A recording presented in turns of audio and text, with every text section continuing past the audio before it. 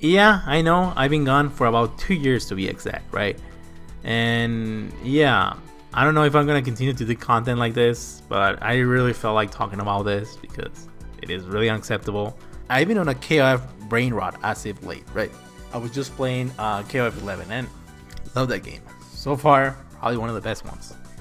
And if I ended up loving, I will make a video about that one in the future because I really want to talk about it. Okay, and let's continue with this. Right now, KOF 15 is kind of in an unacceptable state. And this realization from the fandom, well, not really, I mean, I think many fans kind of were already aware about this, but I think in a more general sense, people are coming to the realization that things are not looking bright. Particularly because in the trailer of Shingo, which initially I wanted to talk about that, right?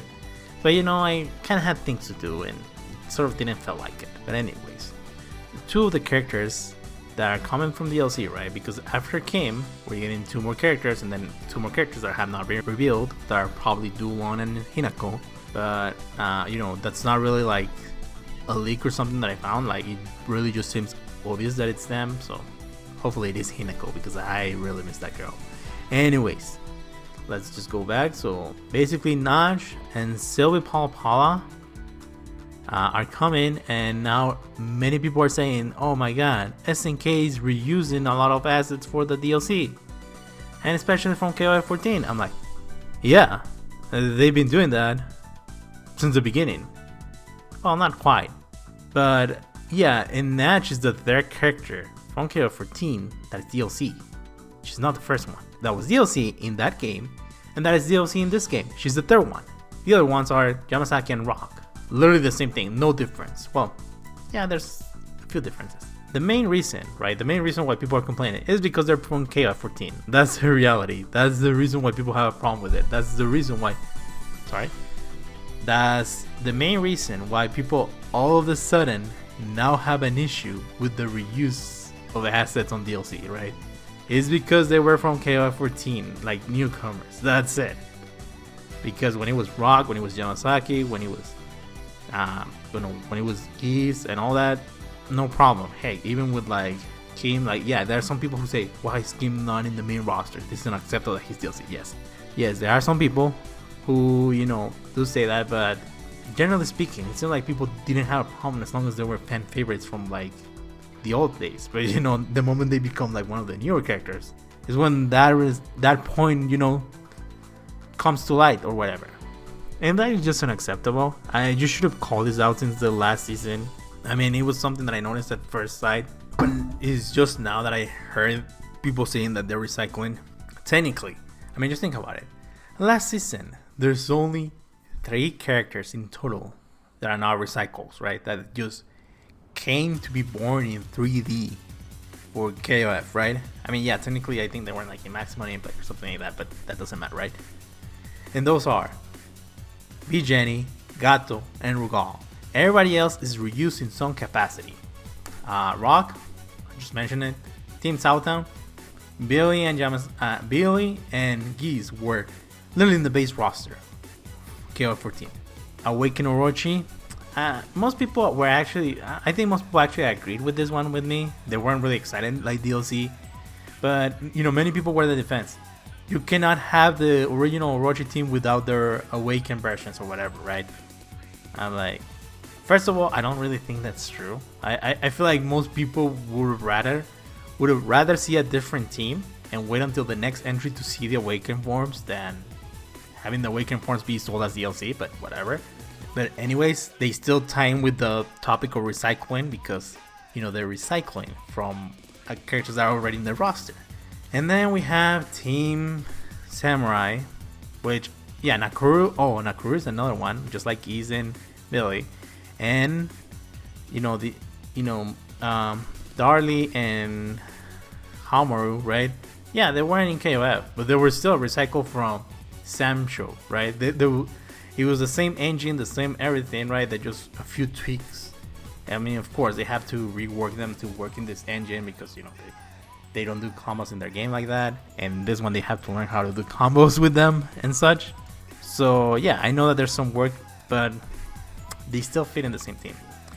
Now, to be fair, there was a few things that were new with the DLC from last time. They were canon.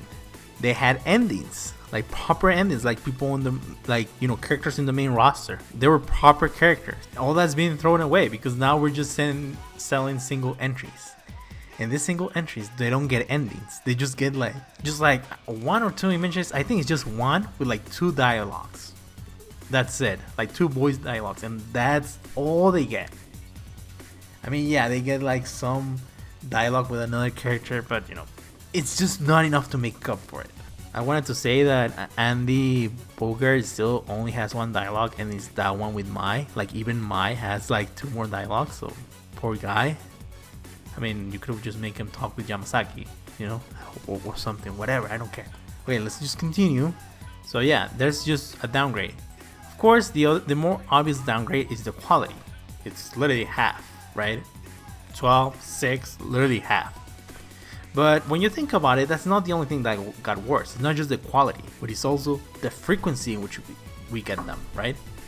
Because we still get like 1 or 2 per season. Like we still have to like 2 to 3 like month gaps between them. But we're getting less. So by definition, we have worse frequency. No, as a matter of fact, we have worse frequency for a fact. Because the last character comes in winter. And the samurai team came out in like September, I believe. Like in autumn. Like we have to wait until winter for the last character. I mean, yeah, we're getting a boss that's basically confirmed because there's like 7 slots on the deal. There's like 7 DLC slots, so it's like obvious that we have like a boss there. But still, it's just really weird that SNK just letting it decline like this. Like it really seemed like they care at some point, and it really seemed like they have ambition with this game. Like I said, there's a lot of good things from a gameplay perspective. The roster has a very solid variety, like across like it has like a very balanced variety across generations, right? Like it has like a good amount of everything. In terms of representation, it's very solid. I mean, it could do a little bit better for the Ash Saga, and you know that would be, and you know, but that's like basically it as far as like the promise that it has. But you know, the game is lacking in content. I mean, like yeah, it's probably doing better than many other fighting games, but you shouldn't be to do better than that. You should try to do better than you did before. And they dump better single player content. I mean, I'm playing KOF 11, great game. That game has a challenge, right? That in order to unlock Robert, he's the charged version of Robert, which I think should come back, right? To unlock him, right? You have to use his charge moves to like save your life, right? Like you have to stay alive, and like they're shooting you, right? So you have to use your sonic boom, right? Like you have to use your fireball basically, and then you have to use your flash hit, right, in order to like avoid getting hit, right? And to me, it's a very interesting challenge because it teaches you how to use your charge moves effectively, right? Because if you just give somebody to just practice on like training room and just like, oh, do your flash kick, they're probably just not gonna be engaged to improve on it. And here you're giving them a challenge that gives them like an incentive to learn how to use it, right? That is other than just fighting somebody, right? And you give them a character to unlock. But KOF doesn't have anything like that. It doesn't even have an arcade mode for like 1v1. It doesn't have time attack. It has a boss mode that only has 1 boss. When you have 2 bosses in the game, you have Reverse and Otama Raga, whatever. Listen, that's very easy. You can just put them in the boss mode and just make it like give them more gimmicks. Like Otama Raga, you can make it so that it's just her red form the entire battle. Like you see, you have a boss mode right there. What do you get? I don't know. You get like a version of the stage, but instead of being like bluish, it's reddish or whatever. You see, more stages, something like that, or a new track, or I don't know.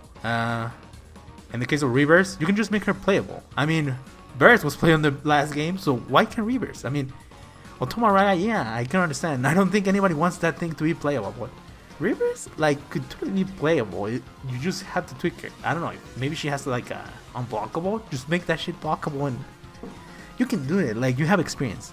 You can make Reverse just a perfectly balanced character to use in tournaments. You already have the character made, and just make it so that in the boss challenge, if you beat her there, you unlock her. Nightmare Geese. Literally just take your model that you have from KOF 14, put it in KOF 15, and give it the moves from like KOF O2UM, like of Nightmare Geese. Like, you know, the multiple like the multiple Repukans in the air that is like a spamming machine. All that stuff. Literally just put it into the character, and that's it. You have another boss character, and you have another custom that you can give Geese. You bring more customs, right? I mean, let's continue with that. For example, I talk about Charge Robert, right?